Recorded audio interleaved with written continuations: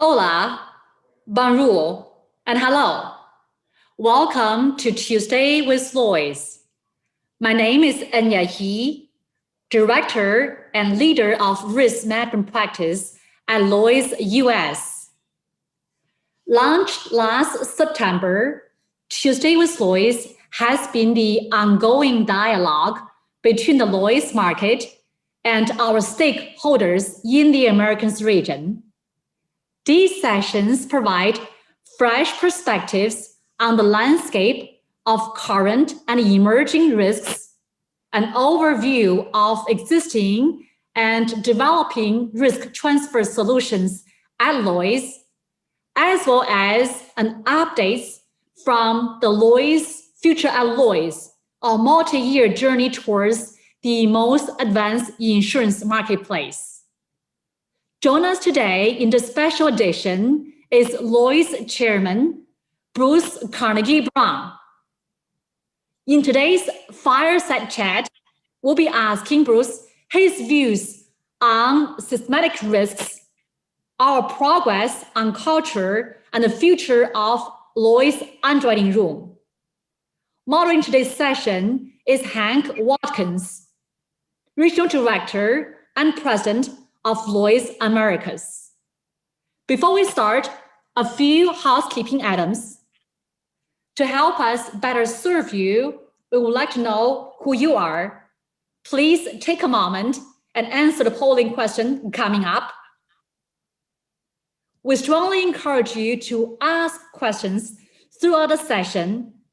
To help us stay organized, we ask you to please use the Q&A tool function. Today's session is being recorded and streamed live on Lloyd's YouTube channel. Please share with any colleagues who are unable to join us. Without further ado, please welcome our session moderator, Hank Watkins. Thank you, Enya, very much. Appreciate having you introduce us again for Tuesdays with Lloyds. And since we have colleagues and friends of Lloyds from Canada, the US, and Latin America, of course, you welcomed us in the 4 different languages that we speak in this part of the world. So really good to have Bruce with us today. And a quick shout out to Mark Rector, too, who is our Zoom driver in Chicago. So Bruce, we last enjoyed your conversation with Apollo Syndicate 1969 in the fall last year, talking about the sharing economy. And we're thrilled to have you back again here today.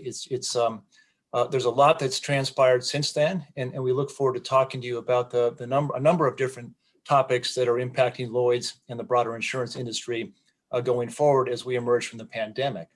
But on that note, we'd appreciate hearing your views on the impact to the Lloyd's market from the pandemic to date. Thank you. Well, Hank, good to see you, and thank you for inviting me, and delighted to have the opportunity to connect with everybody in this webinar.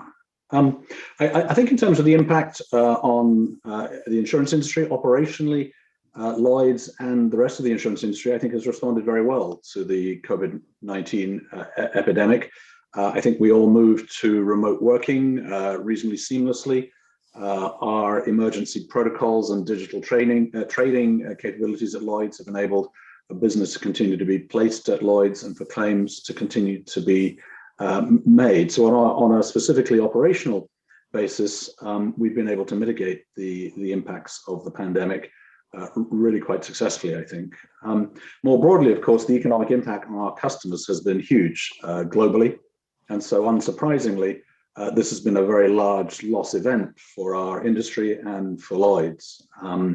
Early in the pandemic in May last year, we commissioned an independent review of the expected losses for COVID. They're quite hard to aggregate because they come across upward of 16 lines of insurance business. But we estimated at that time that in 2020, $100 billion of claims would be paid in connection with the pandemic. And for Lloyds, that translates into gross claims for 2020 of something like $6.5 billion. And of course, as we all know, the pandemic has continued well into 2021. So those losses will continue to grow. And therefore, it has been a very sizable event for the market and continues to be so.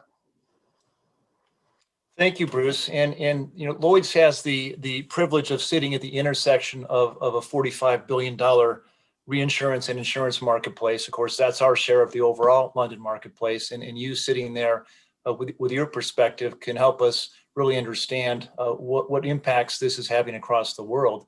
Lloyd's did issue a couple of reports last year, one in July, a white paper, which we call Supporting Global Recovery and Resilience for Customers and Economies. And then again, in September, we issued a product simplification report that can help the industry get their arms around what we all agree is a next step for the industry. That is to prepare policy wordings and documentation for insureds, for policyholders that could be more readily understood when they're in the process of buying it. And so when claims do happen, we have a much quicker process to get through. Would you mind elaborating a bit on both of those? So the first of those, what you call our white paper, was what we call an open source document intended to share thinking about how we might restart covers for pandemic risk across the insurance industry and indeed in partnership with government. And so essentially it's a conversation starter, and we've been working with upward of 25 governments around the world to try to see if more specific covers can be put in place for recurrences of the pandemic. And I think the more we live with it, the more we know that this is coming in waves, and the more valuable a reasonably urgent start would be to get our arms around this issue. Clearly, very few people were covered for pandemic risks. And of course, many insurance companies, having paid very substantial claims during the pandemic, have withdrawn those covers that were there. And so I think we have wanted to be front-footed about initiating a conversation about how to get covers restarted. Some of those are within the control of the industry itself.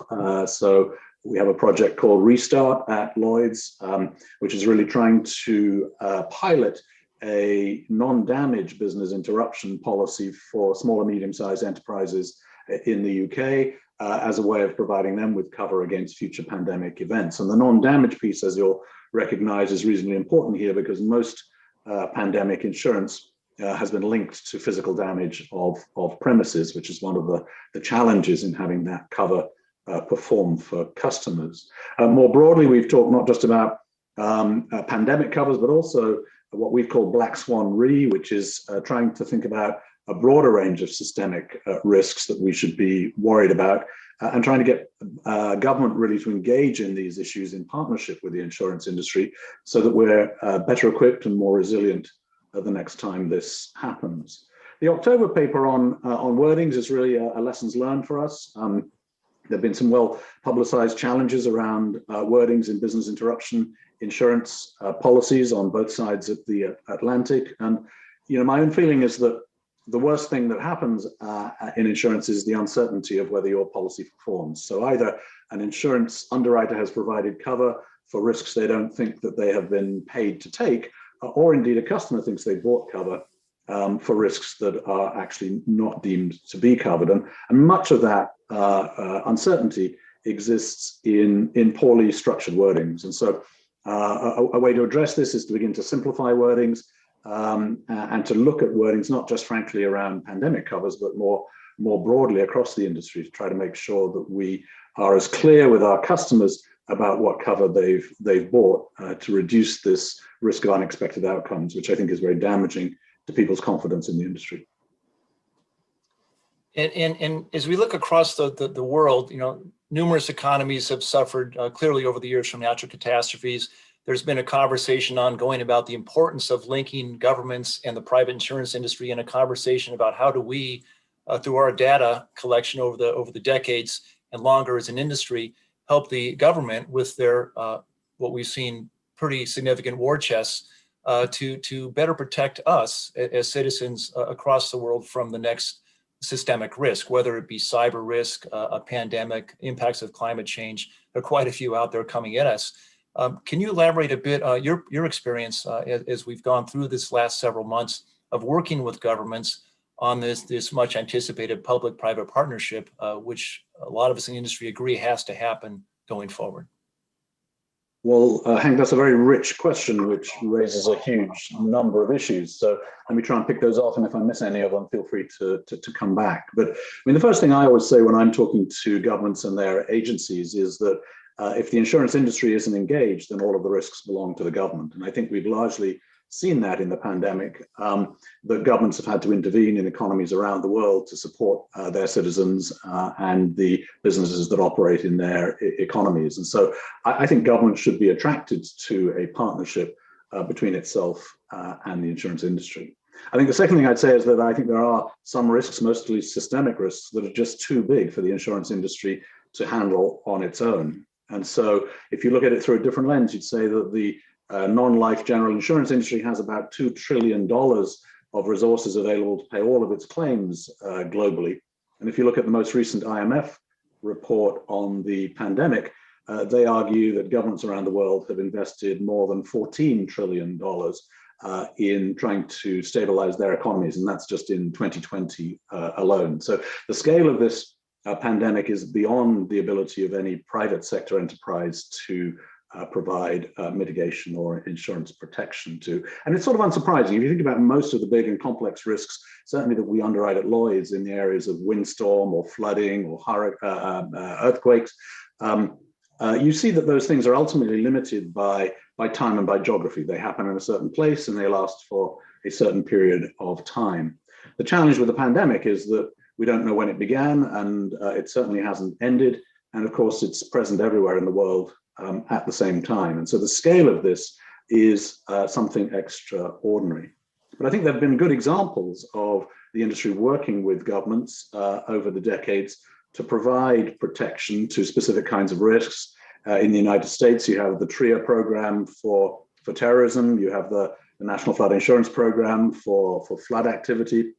In the United Kingdom, we have Pool Re for terrorism. We have a similar program on flooding. And these, I think, represent actually quite good precedents and models for us to think about in terms of partnering around pandemic risks. And the Pool Re, for instance, in the UK has now accumulated some £6.5 billion of first loss assets borne by the insurance industry before the government's contingent liability would kick in for losses over and above that amount. And the government indeed has paid a premium for the cover that it provides. It also helps with moral hazard, because one of the challenges here is if government is going to step in, why do I need to provide protection for my own risks? And one of the things that happens in both TRIA and in Pool Re is that it's only by buying the insurance policy that you get the look through to the government protection. And so you still make an active choice about whether you buy the cover or not, but the government is pretty clear that it will not step in and support you if you haven't bought the cover. And I think these kinds of issues are helpful in trying to share risk, build resilience in economies, and of course build partnerships in addressing what are kind of extraordinary events in our lifetime. And thank you, Bruce. And the audience will see that in the chat, we are adding links to the various reports we're talking about. So throughout this conversation, just keep an eye there. And if you miss it, you can always get in touch with us later, or go to Lloyds.com, where we have everything and more available for download. Can we talk, Bruce, a little bit about the challenges that the industry has faced from systemic risk in the past? We remember SARS, for example.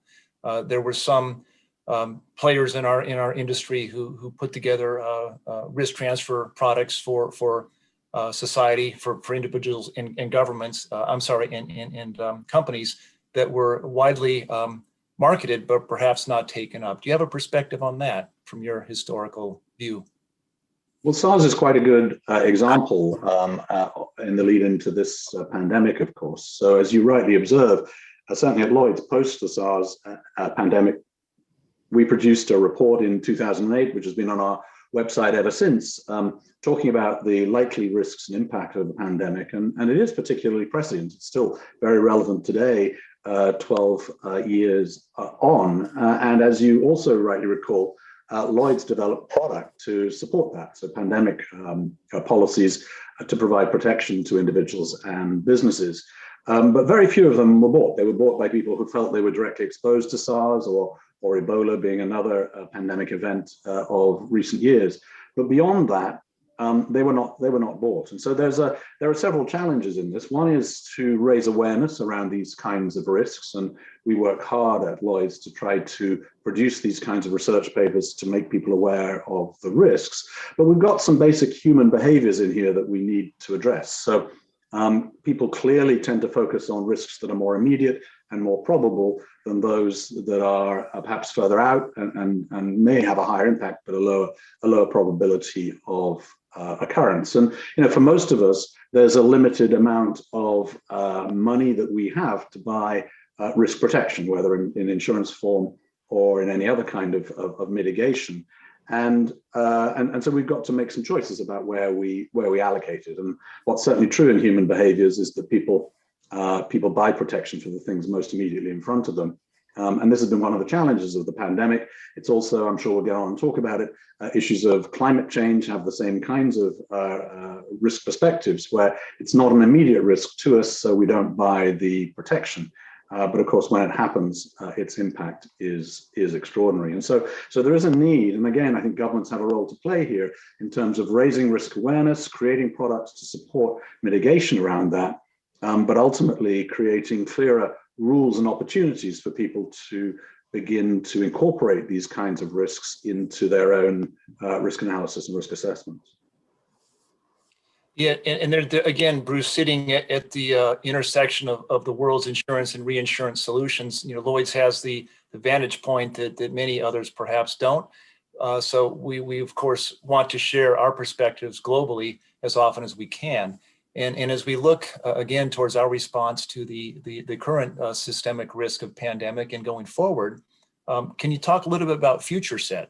That's a really exciting development at Lloyd's, and more specifically, the Masterclass series we've been promoting since earlier this year.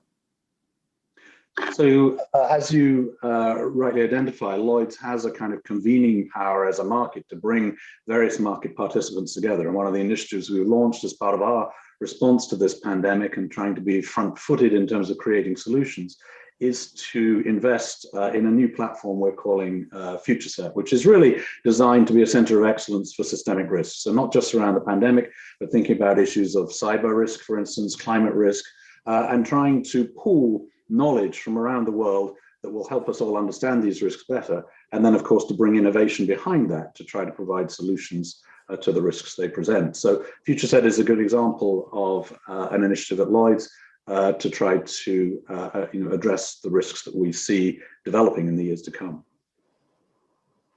And for those who haven't been able to watch the Masterclass series, we've done several of those, and there's actually one today that is available via recording. But we've been able to invite a number of industry and government representatives to talk with yourself, Bruce, and others about the various impacts that they're seeing from systemic risks. So I'd encourage anybody in the audience who's interested in those to go ahead and just Google Lloyd's Masterclass and sign up for either recordings or future events.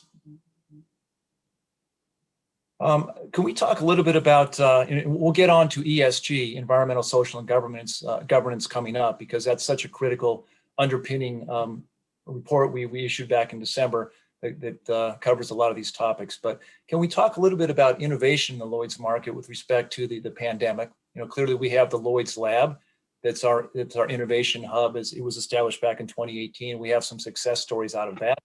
And we have the product innovation facility that enables brokers, risk managers, people around the world with a risk they perhaps don't have a solution to drop into the product innovation facility at Lloyd's. And there are about 25 syndicates that are representing over 100 million capacity to either help you work through a solution in the Lloyd's market, or if this isn't the right time for us to perhaps encourage you to come back later. But welcome your thoughts on those and more, Bruce. So as you know, we've had the Lloyds Lab up and running now for more than 2 years, and we've enjoyed a better reputation than most in our industry for innovation at Lloyds. But in truth, I think our whole industry needs to do more, and it's part of the relevance of the response that we have to the changing risks faced by our customers. And that was really our initiative behind setting up the Innovation Lab. And of course, what it also does for the innovators in the lab is connect them directly with all kinds of participants in an insurance market that gives them direct access to people who can productize their ideas, who can distribute their ideas, who can bring capital to their ideas. And of course, for Lloyd's, it also allows underwriters and brokers to connect with new thinking as they think about solving problems for their customers. So it's worked very well for us, and it's worked across a wide range of fronts. Most recently, we focused it on a response to the pandemic. And interestingly, in that category, actually before the pandemic emerged, we had a business called Parcel came into the Lloyds Lab, and Parcel was a business that created sensors to go in storage and transportation containers that would monitor the temperature and the movement of goods in those containers, which would then feed data directly to insurance underwriters. And on the back of that, we developed a global health risk facility with brokers and underwriters at Lloyd's that is today now partnering with Parcel to provide covers for the transportation of the vaccine. The storage and transportation of vaccines, as you know, is a delicate issue. They're increasingly having to be rolled out in hostile environments, some of that geopolitically, some of that environmentally, in the emerging markets. But if we're to get the world vaccinated, these vaccines have to go great distances. And we now have a partnership in this facility with the World Health Organization and Gavi, the Vaccines Alliance, to increase the delivery of these, the pace of delivery of these vaccines, and to provide protection for the companies that are taking risks in getting these vaccines deployed around the world.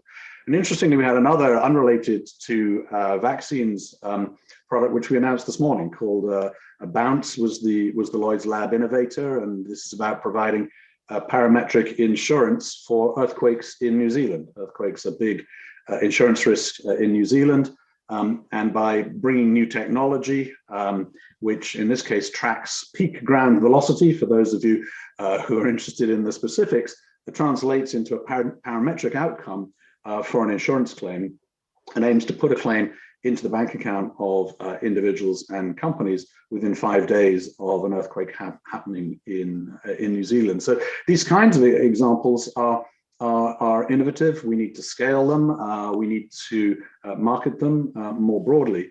A final thing that we've tried to introduce into the planning at Lloyd's around business that people underwrite is an additional 2% of capacity for every underwriter to devote to innovation. So it doesn't have to form part of their annual business plan, because as with many innovations, it doesn't exist at the time that you're asking for the capacity, but to encourage them to be thinking more innovatively in applying underwriting capital to new ideas and new risk management tools. Thank you, Bruce. You mentioned Parcel, and that's an excellent example of business, an entrepreneurial company that came into the Lloyds Lab and ultimately over time became a syndicate at Lloyd's.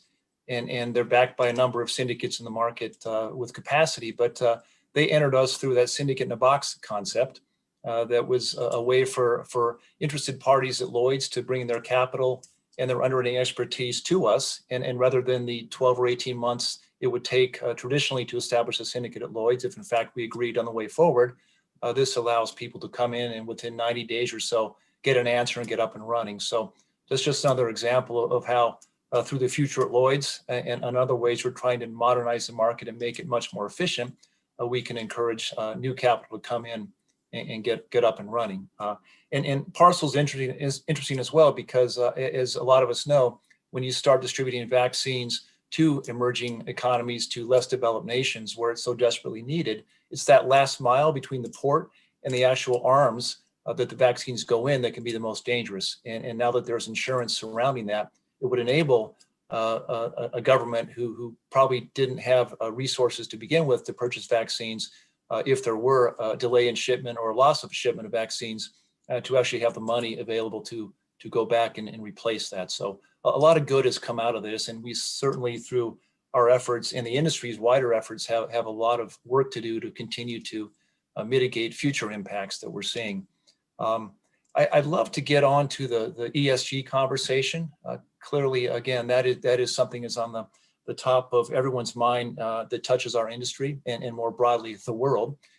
We issued a report back in December of last year. Again, that's available at Lloyds.com, and I think a link will probably pop up if it hasn't already in the chat box. It talks about our commitment to helping the industry decarbonize by 2050. It also has elements of our initiatives around culture change in the Lloyd's market. There's a lot in there, Bruce, and I'd love to get your perspective on that. Well, I think most of us have understood for a long time now that companies, markets like Lloyd's, need to have a wider purpose than just making a return on capital. And we've, for a long time, understood that there are many stakeholders in our businesses, and of course there are changing risks in our businesses. And what has become increasingly commonplace, probably frankly led more in Europe than in the Americas, has been this attempt to try to collect together what an organization does across the whole sphere of environmental, social, and governance issues. And so while most places, including Lloyd's, have had many initiatives for many years, this is the first time we've tried to aggregate it for the market in one place. And perhaps inevitably, the environmental piece is the one that's attracting most attention, and it's of course most topical in a year where we have the COP26 meetings of governments at the end of this year, and we have the new Biden administration recommitting to the Paris Agreement and embracing climate change in a way that the previous administration did not.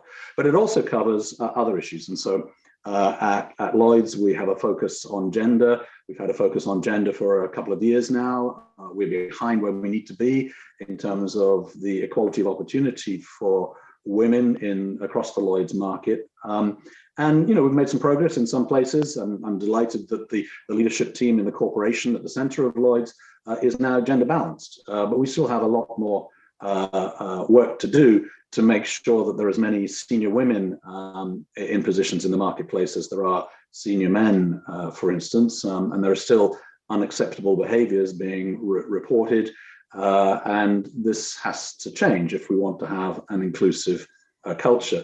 The issue has moved on for us to some extent, not away from the gender issue, but in addition, of course, beginning to look at the ethnicity issue, and we're all aware of the number of catalysts that have occurred for that in the last 12 or 15 months. And again, while we actually have some good representation for some minorities in the London market, Asians particularly are well represented. Black minorities are not, for instance. And so we're trying to develop policies that make Lloyd's a more attractive place for those individuals to come and work, and so that we're more representative of the societies and communities that we engage with. And then on environment, very specifically, this is the first time we've tried to introduce environmental policies at Lloyd's. We've begun to do this on the investment side for a little bit, but we're now beginning to think about it on the underwriting side. And historically, Lloyd's has been pretty agnostic, frankly, on the issue of what risks are insured at Lloyd's, mostly on the basis that it's better to have insurance for risks than not to have insurance for risks, irrespective of what those risks are. But we clearly have, as an industry and certainly at Lloyd's, a voice on climate-related issues. It's the biggest line of business that we have at Lloyd's. Over a third of our capital is taken up with providing climate change-related natural catastrophe insurance protection. And if we're going to have a voice on those issues, we ourselves need to be seen to be supporting the transition of the world's economy to a carbon neutral place. And so what we did in our ESG report was to commit ourselves to the Paris Agreement and the United Nations sustainability goals of a net carbon neutral balance sheet at Lloyd's, if you like, by 2050. And part of what you have to do, of course, is figure out exactly where your starting point is. And so mapping how much renewable energy underwriting we do today versus how much fossil fuel underwriting we do today.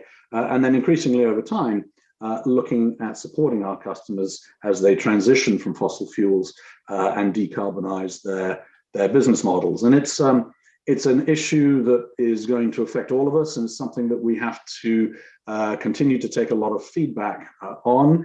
It's a calibration issue around pace, but I think we will increasingly have to take tough decisions on certain lines of business or indeed certain customers who are not focused on going on this transitional journey. And I've described it as if you like, similar to a cycle race where there's a peloton that you have to be in. If you're at the back of the peloton, your views are disregarded. You're not having an impact on the conversation about the direction the race is going in. But you have to also to recognize that even when you're in the peloton, that peloton is moving. And I think it's going to move at a more rapid pace over the next 10, 15, 20 years. And so we have to have the data to understand what our impact is, and we have to be making smart decisions about what kind of impact we're having on our planet. And within that ESG report, we've got certain specific decisions we're trying to take. So, for instance, we've committed for Lloyd's own physical footprint that we will be net carbon neutral by 2025. We're trying to do things like eliminating single-use plastics from all of our physical offices. But increasingly, attention will turn to what are we doing with our investment assets? And we've committed 5% of the central fund at Lloyd's to invest in impact investments that help support a more resilient, decarbonized economy. And we've decided to get out of, from the beginning of 2022, in terms of new business, 3 lines of business that have a particularly tough impact on our environment. So those are thermal coal, Arctic drilling and oil sands. And they today represent a very small amount of premium at Lloyd's, but they nevertheless are important contributors to the world's carbon emissions. And Bruce, we also have for many years been a leader in the industry around the insurance of renewable energy as a sector.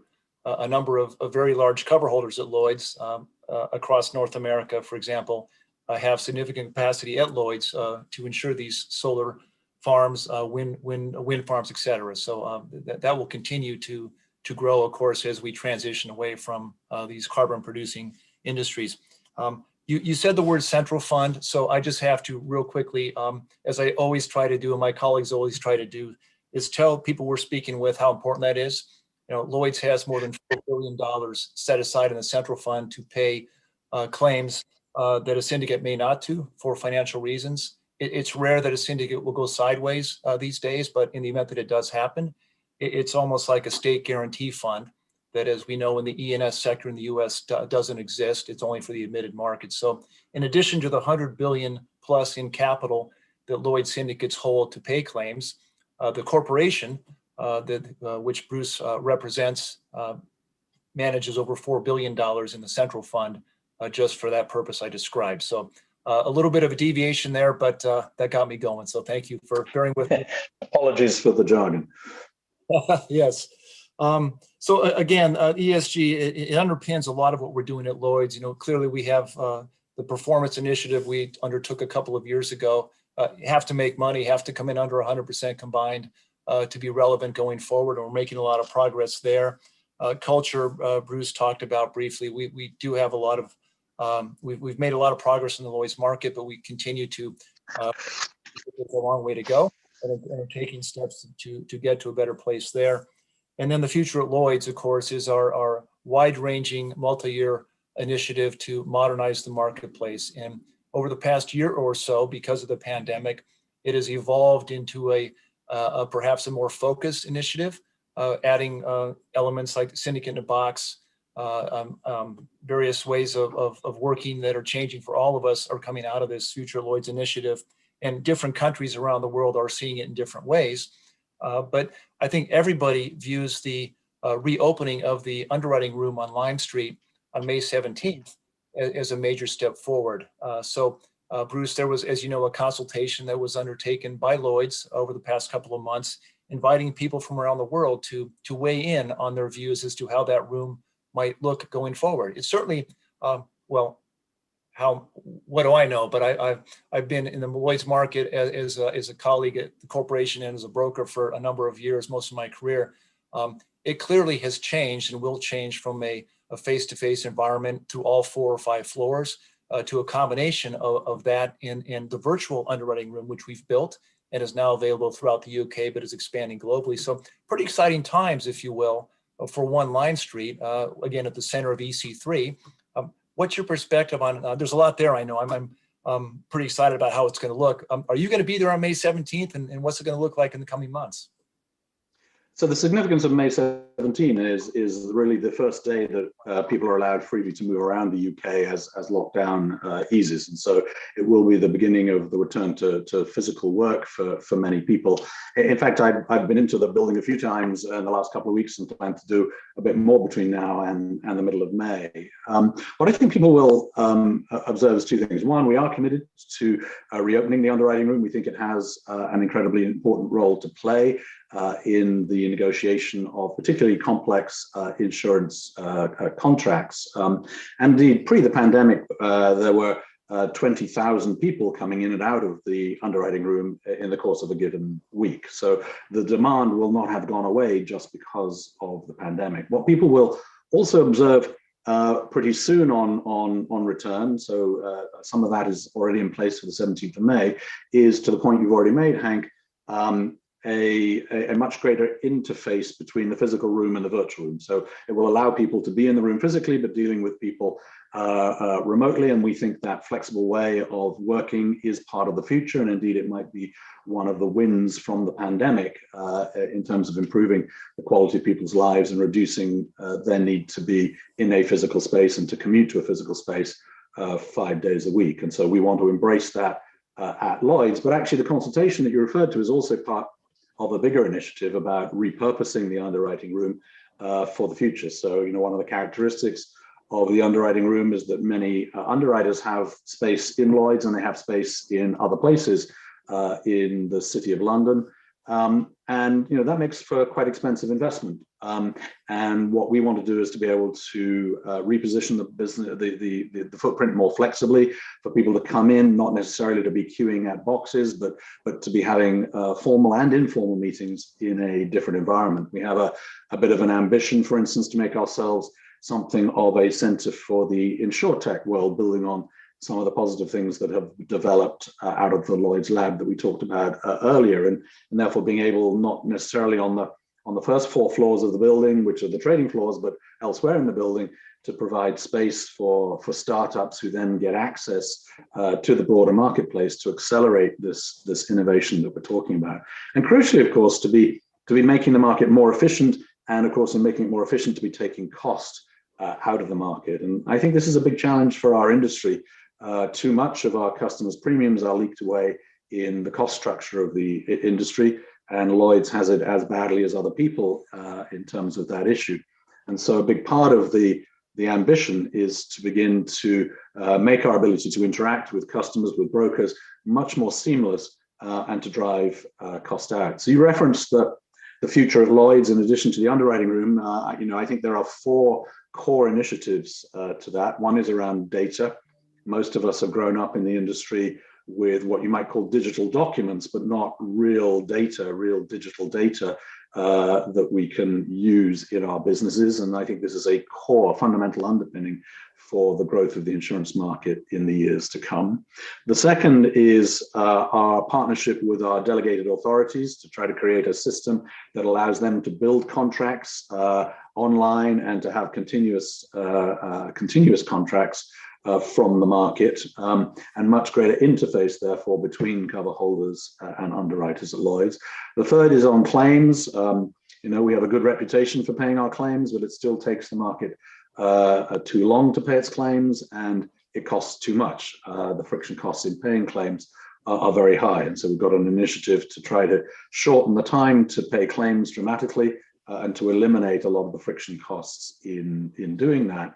And fourthly, for the open market business, which is the most complicated business we do, it's the business that's most often syndicated across the Lloyd's insurance market, we're trying to create some data standards that effectively create a gateway for all business coming into Lloyd's. And if you bring the data in digital form in the right way, then the ability to move that through the accounting and settlement systems in a straight through process presents a huge opportunity for taking costs out of the marketplace. And today, because essentially brokers are the ones responsible for populating our underwriting engines, and they seldom bring all of the data at the right time. And because the market is very responsive and tends to go on risk before all of that data is there, the impetus to close out the loop on uncompleted data tends to fade with the passage of time. And so we're left with quite a long kind of error loop of requests for data being imperfectly input. And that cycle is kind of incredibly expensive for underwriters and for brokers. And if we can create the right minimum data standards at the front end of the system and then have it go straight through, the ability to eliminate, literally hundreds of thousands of errors in the accounting and settlement at Lloyd's represents a dramatic opportunity for the market. And you'll understand that the market is particularly complex because these issues are not just about terms and conditions for insurance. They're around things like insurance taxes in the countries in which these policies end up providing coverage. They have multi-currency aspects to them. And so all of these issues have to be worked through in the accounting and settlement systems at Lloyd's. And I think there's a big opportunity to do things in a much smarter way that is better for our customers and cheaper for all of us, and ultimately will result in cheaper prices to customers for our products. And the pandemic has certainly facilitated the transition, as you mentioned earlier, of our entire industry to remote ways of working. And very importantly for the Lloyd's market, this conversation we've been having for years actually around the necessity to aggregate data more efficiently throughout the entire process from premium payment to claim payment. It's been fast forwarded dramatically because of the pandemic. So I'm very encouraged, of course, to see how we're progressing with the future at Lloyd's. Again, you mentioned the word claims. So I just want to make a quick plug for Kerry Bond, who is the first ever Lloyd's claims executive outside of London. He joined us last August, is based in Atlanta, and is here to help us over time become as effective as we can in paying not only catastrophe claims, of which Lloyd's pays thousands every year, but broadly across the entire spectrum of business that Lloyd's writes in the US, which is over 50 classes. And over time, of course, his influence will be expanded to other parts of the region. But he's working very closely with colleagues in London on the future at Lloyd's claims solutions. So if anybody, well, I'm sure a lot of you have not met Kerry yet, but we're happy to introduce him at the appropriate time so you can have a sense of what he's up to. Thank you for that, Bruce. We do have a couple of questions that have come in, and one of them was probably answered through our dialogue here today, but it was essentially a question about how through the pandemic has Lloyd's been able to keep in touch with the various distribution partners, whether they be wholesale brokers, open market brokers, cover holders around the world. And I'd say certainly we've through the Lloyd's brokers in London and the syndicates outreach and opportunities we take through these types of virtual meetings like we're having today, we've done I think a pretty good job of staying in touch with people. But is there anything more until we get back face to face, Bruce, that you've observed in your virtual travels around the world that we've done? again. Well, I know I would echo what you said. I think, some of the physical meetings that we were all used to convene at have clearly been cancelled through this process. The rendezvous in Monte Carlo is cancelled again, even for 2021. Who knows whether we'll be at a good place by the time of CIAB later in the year, for instance. And I think initially, of course, people pulled back in the absence of the physical meetings. But what we've all become is digital adopters. And I think many of us have moved our programs online. We do a number of education and training programs at Lloyds for brokers and underwriters from around the world, and indeed for regulators around the world. And some of those things stopped in the first 6 months of the pandemic, and we brought them online. And I think fora like this have proved to be very highly engaging. We've been able to reach more people than you can actually reach physically. And we found those interactions very, very positive. I think we need to continue to think about that. Actually, in many cases, of course, it's much more efficient than jumping on an airplane and going and seeing people.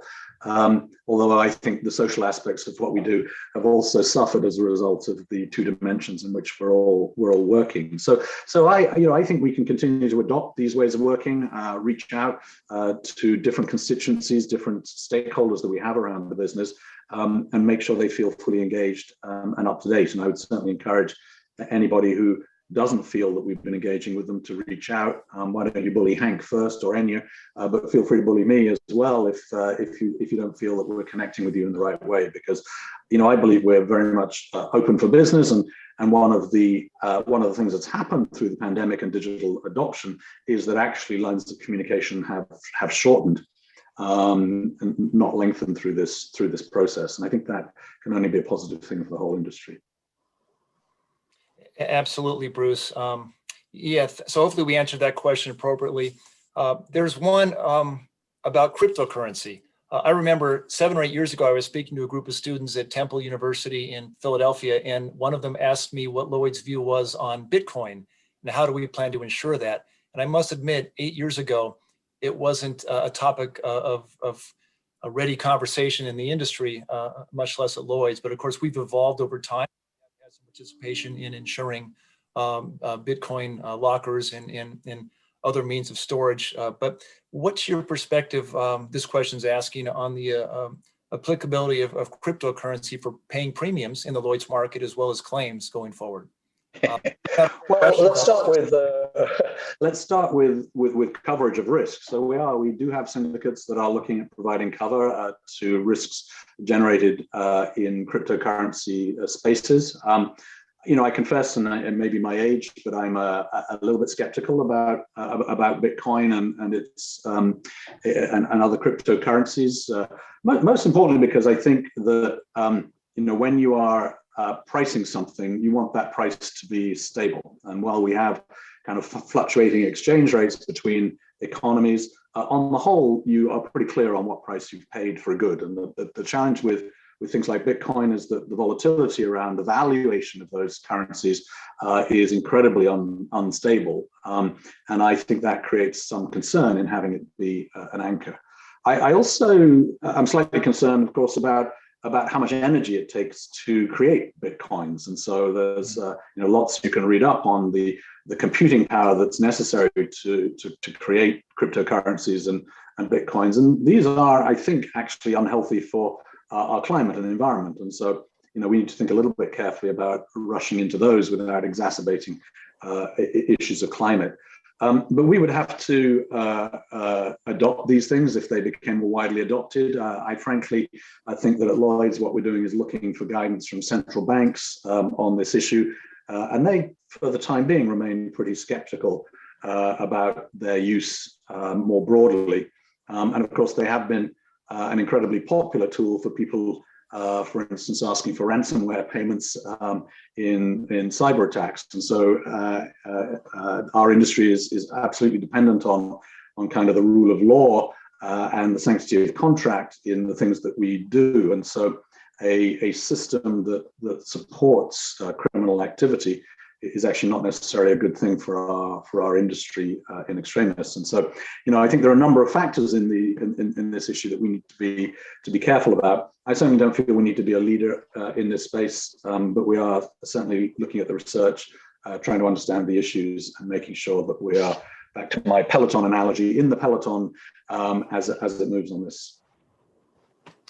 Yes, so while it may be appropriate to buy an asset, i.e. a Tesla, at a fixed point in time with cryptocurrency, when you're talking about a 12-month insurance policy and with liability claims, perhaps the conversation around a claim going much longer, the challenge, of course, is in valuation of that policy from the premium payment date initially to the final claim payment. But a great question. Thank you. Well, and even your Tesla, that might have cost you twice as much the following day or half as much, given the volatility around the currency. And so you want to know that there are agencies who are managing the value of these currencies responsibly, as central banks do for traditional currencies.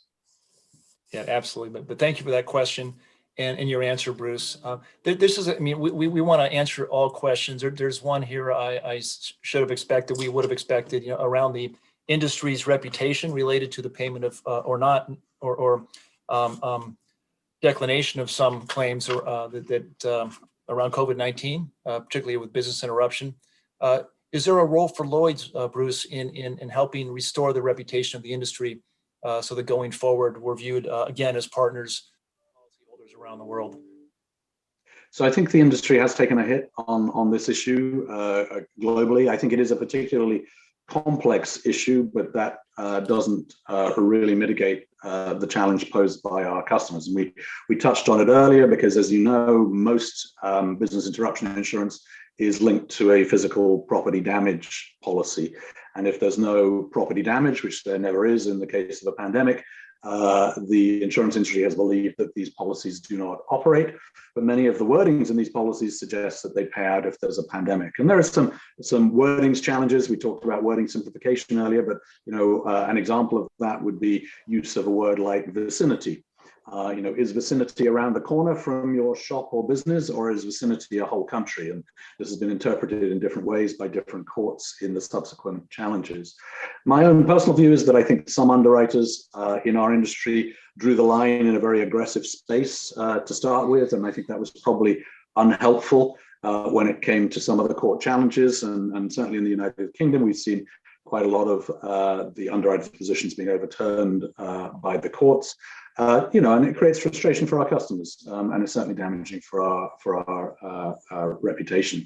And so we have been trying to be front-footed about this. A large part of this is about engaging with governments to provide covers. I talked earlier about trying to restart non-damage business interruption insurance, so it's very clear what is covered there. We need to read across from our learnings in the pandemic to think about the covers we provide in other places to challenge ourselves as to whether there are any uncertainties. Interestingly, of course, for Lloyd's very specifically, but it's generally a truth in wholesale and commercial businesses, is all of the business comes to us through brokers who are themselves kind of experts, and they're the advisors to customers. And so there's a role for everybody in the industry here to be trying to eliminate areas of uncertainty in coverage. And ultimately that gets down to wordings and language, because policies are the product of the industry. But we need to be joined together in doing a better job on this, no doubt. Absolutely. No, thank you, Bruce. Yes, selling that promise, which we do, and we've all learned from day one in the industry, is a critical component of our future success. So thank you for that answer. We have a fairly broad question about the relationship going forward between Lloyd's and cover holders. This specifically asks about U.S. cover holders, but as we have Canadian friends in the meeting today as well, I'll expand it to Canada. And there are a number of cover holders in Latin America, albeit on reinsurance, that will probably be interested. But a broad question: what's the perspective that you have on Lloyd's relationship with cover holders going forward? It could probably be a global question, because we have over 4,000 cover holders globally. It's an amazingly efficient distribution system for the Lloyd's market, and over 40% of premium globally, and even more than that in the US and Canada comes from cover holders. So on that note, I'll pass it over to you. Well, as you rightly say, Hank, it's an under-recognized part of the Lloyd's market. Most people associate Lloyd's with complex and highly tailored and highly syndicated risks. But as you identify, 40% of our business comes to the market in cover holder form. And therefore, it's an incredibly important part of the market and very much valued by the underwriting syndicates at Lloyd's. I think what we have is an opportunity to make it a much more dynamic market. So where traditionally it was an agreement you had between a cover holder and an underwriter to put in place policies on a delegated authority basis based on certain criteria, and the cover holder, for instance, took responsibility for issuing the policy and doing a bunch of other work around claims. Today, particularly in the digital world, we have an opportunity to make that much more dynamic. And you see this in personal lines business, a bit less developed in the United States than it is, for instance, in the UK. But in motor insurance in the UK, some 60% of motor insurance is renewed through price comparison websites, and those price comparison websites have API connections directly with insurance providers, and in under 2 minutes in the UK you can get 98 quotes for your motor insurance. And very hard to do that in the physical and real world for a broker to jog around and find 98 providers of cover. And then for the underwriters, of course, for lines of business, and motor insurance is a very good one, where there's high predictability of outcomes, the ability to deploy algorithms to match up with those APIs provides an opportunity, of course, for people to manage price and cover dynamically.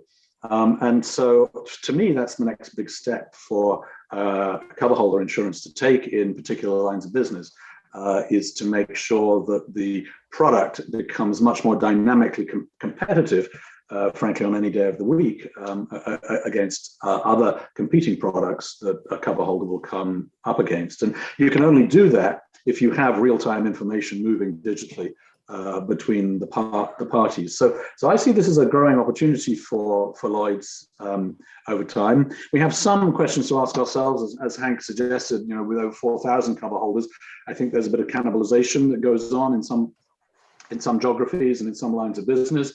We need to think a little bit about that in the context of the Lloyd's brand, and whether we should franchise it, for instance, would be an idea to give some more thoughts to. But I think it's a very dynamic and important part of what we do, and I see it remaining that way for the foreseeable future. Yeah, thank you for that, Bruce. We've covered a lot of topics today, all very important. We haven't gone to the M&A conversation. We can hold that for another time, because clearly, as you're talking about cover holders, especially in the U.S., we've seen a constant flow of M&A activity over the past 12 to 24 months. It hasn't abated during COVID-19. So we're going to continue to see consolidation in the industry, and as wholesale brokers with binding authorities acquire each other, that of course changes the dynamic a bit for the Lloyd's market. But we continue to see the interest in applying to become cover holders very strong in the U.S. and Canada. So I'm very bullish on the future of that distribution method. We've covered COVID-19 response of the Lloyd's market and more broadly the industry. We've talked about the very important culture conversation that continues to evolve in our marketplace. Of course, the environmental implications of ensuring certain industries that we have for decades was part of this conversation today. So we've gone through a lot, Bruce. Is there anything you'd like to leave us with before I hand it back to Enya that we may not have covered and has come into your scope in the past hour?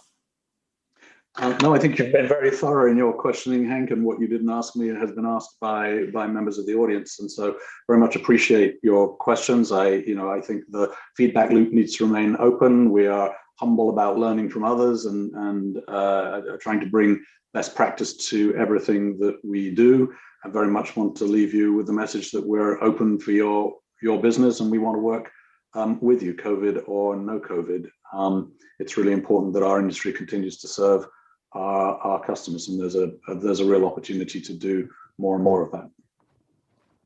Yes, thank you, Bruce. And Lloyd is very much on the front foot, and looking forward to getting back in some sort of face-to-face engagement with our thousands of stakeholders around the world as soon as we all are back to a healthier place. So on that note, I will thank you, Bruce, very much for joining us today. I look forward to the next time. John Neal, our CEO, will be interviewed by Caroline Dunn, Global Head of Markets at Lloyd's, on May 11th. in the interim, we will continue to have these Tuesdays with Lloyd sessions a couple of times a month. And we welcome anyone to not only watch past recordings on YouTube, but also join us for future sessions, which will feature Lloyd's underwriters, Lloyd's brokers, colleagues from the corporation. And as we develop our sessions going into 2022, a wide range of other people involved in the Lloyd's market. So again, thank you very much, Bruce. Thank you to everybody in the audience for joining us. And Enya, I will pass it back to you. Again, thank you so much, Bruce, for your great insight and for putting the Q1 session for us on such a high note. We look forward to have you back in the near future. And thank you, Hank, for moderating today's session. For the audience, thank you so much for being part of today's session. And also we look forward to have you back on April 6th when we return the program. We have a great series good up for the second quarter, features 3 showcase of syndicates, as well as 3 panels of cyber, energy, and property. And at the end of today's session, please take a moment and fill out a survey to help us get better on the program. Again, thank you everyone for being part of this session, and let's stay connected. Thank you so much again.